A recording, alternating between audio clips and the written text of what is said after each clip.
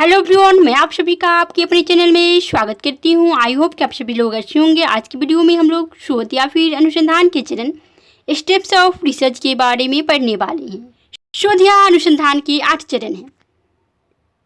First में समस्या का चयन किया जाता है एक शोधकर्ता के द्वारा। Identify the problem.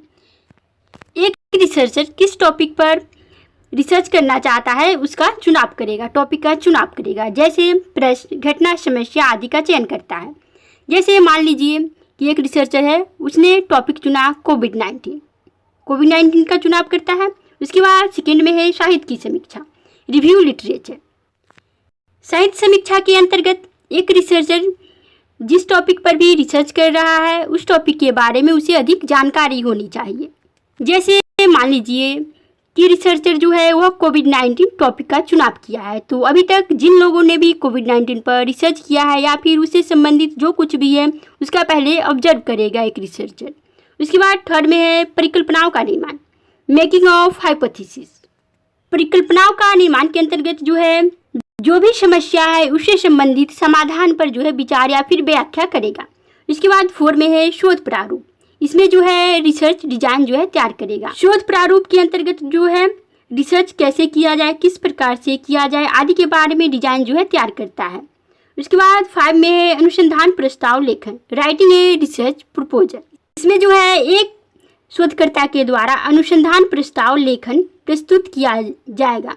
जो भी कार्य उसने किया है उसको प्रस्तुत करेगा। उसके बाद 6 में है प्रदत्तों का एकत्रीकरण, डाटा को कलेक्ट करता है। उसके बाद 7 में है प्रदत्तों का प्रसंस्करण एवं विश्लेषण। उसके बाद 8 में है शोध अनुसंधान report, writing a research report. अब हम लोग अनुसंधान के फर्स्ट स्टेप्स को देखेंगे। तो फर्स्ट स्टेप्स में है समस्या का चयन। इसमें जो है शोध प्रक्रिया में सबसे महत्वपूर्ण और पहला चरण समस्या का चयन करना होता है और उसे परिभाषित करना होता है रिसर्चर के द्वारा। शोध समस्या का चयन जितनी जागरूकता, सतर्कता, जिज्ञासा के साथ किया जाता है, शोध समस्या का समाधान उतने ही अच्छे ढंग से होता है। अनुसंधान के पहले चरण में सर्वप्रथम समस्या, घटना, व्यवहार या फिर प्रश्न का चयन किया जाता है। जैसे एक शोधकर्ता है तो उसने कोविड-19 का चुनाव किया टॉपिक के बारे में। समस्या कई प्रकार की हो सकती है। सैद्धांतिक समस्या, व्यवहारिक समस्या, सर्वेक्षण संबंधी समस्या, स्वसंबंधात्मक समस्या या फिर प्रायोगिक समस्या भी हो सकती है। समस्या का चयन करते समय निम्नलिखित बातों का एक रिसर्चर को जो है ध्यान रखना चाहिए। अनुसंधानकर्ता की रुचि शोध परियोजना में अवश्य होनी चाहिए। एक रिसर्चर को विषय की प्रासंगिकता का भी ध्यान रखना चाहिए। अनुसंधानकर्ता को शोध के विषय में संपूर्ण जानकारी होनी चाहिए। अनुसंधान की समस्या निरूपण से पूर्व उनके नैतिक मुद्दों और उनके समाधान को पहले ही सोच लेना चाहिए। अब हम लोग समस्या की विशेषता को देखते हैं। समस्या रुचिकर हो, समस्या स्पष्ट एवं मूर्त हो, समस्या परिकल्पना पर आधारित हो, समस्या व्यवहारिक रूप से उपयोगी हो। उसके बाद सेकेंड में है साहित्य की समीक्षा, रिव्यू लिटरेचर। शोध समस्या की पहचान और परिभाषित होने के बाद अब शोध की समीक्षा करना होता है। तो शोध समस्या की पहचान और परिभाषित होने के बाद जो है शोध की समीक्षा करना होता है शोधकर्ता के द्वारा। अनुसंधानकर्ता को जिस भी टॉपिक पर वह शोध कर रहा है उस टॉपिक के बारे में उसे अधिक जानकारी होनी चाहिए। शोधकर्ता को इसके लिए पुस्तकों, अकादमिक पत्रिकाओं आदि का जो है अवलोकन करना चाहिए।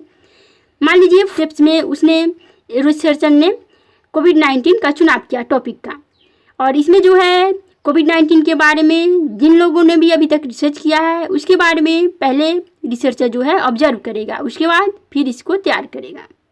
ऑब्जर्व करने के बाद साहित्य की जो है समीक्षा की जाएगी। उसके बाद थर्ड स्टेप्स में है परिकल्पनाओं का निर्माण, मेकिंग ऑफ हाइपोथेसिस। साहित्य की समीक्षा के बाद परिकल्पनाओं का निर्माण किया जाता है। परिकल्पना में समस्या से संबंधित समस्त संभावित समाधानों पर विचार किया जाता है। तो साहित्य की समीक्षा के बाद परिकल्पनाओं का निर्माण किया जाता है। परिकल्पना में समस्या से संबंधित समस्त संभावित समाधानों पर विचार किया जाता है। परिकल्पना सही भी हो सकता है और गलत भी, क्योंकि जांच जो है अभी नहीं हुई है। परिकल्पना के प्रकार को अब हम लोग देखेंगे। शोध परिकल्पना, रिसर्च हाइपोथेसिस। उसके बाद थर्ड में है शून्य परिकल्पना, नल हाइपोथेसिस। उसके बाद थर्ड में सांख्यिकीय परिकल्पना, स्टैटिकल हाइपोथेसिस। फोर्थ नंबर में है शोध प्रारूप, रिसर्च डिजाइन। इसे ब्लूप्रिंट या रोड मैप भी कहा जाता है। परिकल्पना निर्माण के बाद रिसर्च जो है डिजाइन किया जाता है। शोध प्रारूप किसी भी शोध कार्य करने से पूर्व तैयार किया जाता है और योजनाबद्ध तरीके से जो है रिसर्च डिजाइन को तैयार किया जाता है। रिसर्च को कैसे करना है, किस प्रकार से करना है आदि के बारे में रिसर्चर जो है डिजाइन तैयार करता है। 5 स्टेप्स है अनुसंधान प्रस्ताव लेखन, राइटिंग ए रिसर्च प्रपोजल। किसी भी अनुसंधान परियोजना को मानने या स्वीकार करने से पहले प्रस्ताव प्रस्तुत किया जाता है। तो किसी भी अनुसंधान परियोजना को मानने या स्वीकार करने से पहले जो है प्रस्ताव प्रस्तुत किया जाता है। रिसर्च प्रपोजल 3 से 7 पेज का होता है। तो रिसर्च प्रपोजल जो है वह 3 से 7 पेज का होता है, जो शोधकर्ता के द्वारा लिखा जाता है। यह दस्तावेज संपूर्ण अनुसंधान प्रक्रिया की रूपरेखा एवं विस्तृत विवरण प्रस्तुत करता है। 6 स्टेप्स है प्रदत्तों का एकत्रीकरण, डाटा कलेक्ट किया जाता है। शोधकर्ता प्रकृति, क्षेत्र, उद्देश्य, वित्तीय लागत, समय की उपलब्धता आदि को देखकर डेटा कलेक्शन की विधि का चयन करता है। प्राथमिक डेटा सर्वेक्षण या प्रयोग के द्वारा एकत्र किए जाते हैं। प्राथमिक जो डेटा है या तो वह सर्वेक्षण या फिर प्रयोग के द्वारा जो है कलेक्ट किया जाता है। अवलोकन, प्रश्न, साक्षात्कार इत्यादि के द्वारा डेटा को कलेक्ट किया जाता है। 7 स्टेप्स है प्रदत्तों का प्रसंस्करण एवं विश्लेषण। डेटा संग्रह करने के बाद डेटा का जो है विश्लेषण किया जाता है। डेटा के विश्लेषण के लिए कुछ समूहों या तालिका में डेटा को जो है संगठित किया जाता है। डेटा के प्रासंगिक एवं उद्देश्यपूर्ण श्रेणियों में जो है वर्गीकृत किया जाता है। डेटा को एडिटिंग किया जाता है। डेटा को शुद्ध करने की प्रक्रिया को संपादन या फिर एडिटिंग कहा जाता है। संपादन का मुख्य उद्देश्य शोधकर्ता के द्वारा डेटा प्रदान किया जाता है, जैसे गलत अनुमान, गलत वर्गीकरण और त्रुटियों की पहचान करना और साथ ही साथ उनको कम करना संपादन का मुख्य उद्देश्य होता है। संपादन के माध्यम से कूट लेखन के लिए डेटा की गुणवत्ता में सुधार किया जाता है। डेटा का विश्लेषण विभिन्न गणितीय और सांख्यिकीय तकनीकों की सहायता से डेटा का जो है विश्लेषण किया जाता है, जैसे प्रतिशत, औसत, सहसंबंध, प्रतिगमन इत्यादि। क्वालिटेटिव भी हो सकती है और क्वांटिटेटिव भी हो सकती है। अब लास्ट स्टेप्स है 8 नंबर, शोध अनुसंधान report, writing a research report है लास्ट में। अनुसंधान के समाप्त होने के बाद शोध रिपोर्ट बनाई जाती है। शोध रिपोर्ट का प्रारूप अब हम लोग देखेंगे। फॉर्मेट ऑफ रिपोर्ट को देखेंगे। विषय सूची पहले बनाया जाता है, उसके बाद सारांश, उसके बाद परिचय, उसके बाद क्रियाविधि, उसके बाद परिणाम, उसके बाद विचार विमर्श, उसके बाद निष्कर्ष, उसके बाद अनुशंसाएं, उसके बाद संदर्भ या ग्रंथ सूची और लास्ट में है परिशिष्ट। अब हम लोग इससे संबंधित MCQ को भी देखेंगे जो कि प्रीवियस ईयर में पूछा गया है। निम्नलिखित में से शोध प्रक्रिया प्रारंभ करने का प्रथम चरण कौन सा है? ए में है समस्या का निर्धारण करने के लिए सूचना के स्रोतों की खोज, बी में है संबंधित साहित्य का सर्वेक्षण और सी में है समस्या की पहचान और डी में है समस्या का समाधान ढूंढना। बताना है कौन सा ऑप्शन राइट होगा। तो सी ऑप्शन राइट होगा, समस्या की पहचान। शोध प्रक्रिया प्रारंभ करने का प्रथम चरण तो समस्या की पहचान करना होता है। शोध के चरणों का सही क्रम पहचानिए। शोध के चरणों का सही क्रम पहचानना है। ए में है विषय चयन, साहित्य समीक्षा, आंकड़ा चयन, उसके बाद है निष्कर्ष की व्याख्या। उसके बाद बी में है साहित्य समीक्षा, विषय चयन, आंकड़ा चयन, निष्कर्ष की व्याख्या। उसके बाद सी में है विषय चयन, आंकड़ा चयन, साहित्य समीक्षा, निष्कर्ष की व्याख्या। उसके बाद डी में विषय चयन, साहित्य समीक्षा, निष्कर्ष की व्याख्या, आंकड़ा चयन। बताना है कौन सा ऑप्शन राइट होगा। ये ऑप्शन राइट होगा। विषय चयन, सब्जेक्ट का चयन किया जाता है, प्रॉब्लम का चयन किया जाता है, उसके बाद साहित्य की समीक्षा की जाती है, रिव्यू लिटरेचर, उसके बाद जो है डाटा कलेक्ट किया जाता है, उसके बाद निष्कर्ष की व्याख्या की जाती है। तो ये ऑप्शन राइट होगा। अनुसंधान की समस्या का चुनाव निम्नलिखित में से किस दृष्टिकोण से होता है? ए में है शोधार्थी की रुचि, बी में है आर्थिक सहायता, थर्ड में विषय की प्रासंगिकता और 4 में संबंधित साहित्य की उपलब्धता पर। कौन सा ऑप्शन राइट होगा? तो इसका सी ऑप्शन राइट होगा, विषय की प्रासंगिकता पर। क्वेश्चन में कहा जा रहा है अनुसंधान की समस्या का चुनाव निम्नलिखित में से किस दृष्टिकोण से होता है? तो विषय की प्रासंगिकता के दृष्टिकोण से होता है। निम्नलिखित में अनुसंधान चरणों का कौन सा क्रम तार्किक है? कौन सा क्रम सही होगा? ए में है पहले समस्या स्थापन किया जाता है, यानी पहले प्रॉब्लम को आइडेंटिफाई किया जाता है, विश्लेषण, उसके बाद शोध अभिकल्प का विकास, परिकल्पना का निर्माण, प्रदत्त डाटा एकत्रीकरण, उसके बाद सामान्यीकरण और निष्कर्ष निरूपण। सेकेंड ऑप्शन में है शोध अभिकल्प का विकास, परिकल्पना निर्माण, समस्या स्थापन, प्रदत्त विश्लेषण, निष्कर्ष निरूपण, प्रदत्त एकत्रीकरण।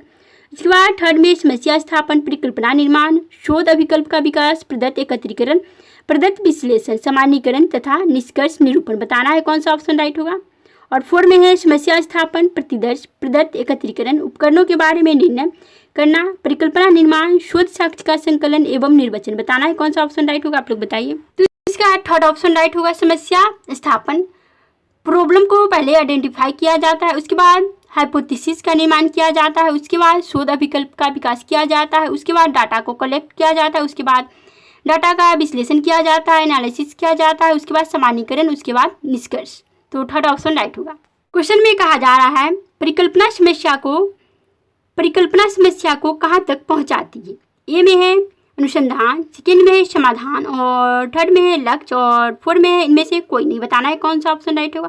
क्वेश्चन में पूछा जा रहा है परिकल्पना समस्या को कहाँ तक पहुँचाती है, तो सेकेंड ऑप्शन राइट होगा, समाधान तक। परिकल्पना जो है समस्या को समाधान तक पहुँचाती है। क्वेश्चन में कहा जा रहा है शोध समस्या की पहचान में शामिल है। शोध समस्या की पहचान में क्या क्या शामिल है।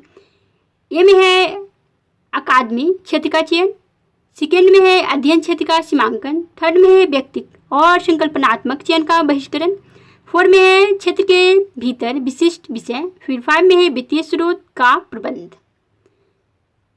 ए में है 1, 3 और 4, फिर बी में है 1, 2 और 3, और सी में है 3, 4 और 5, और डी में है 1, 2 और 4 बताना है। कौन सा ऑप्शन राइट होगा।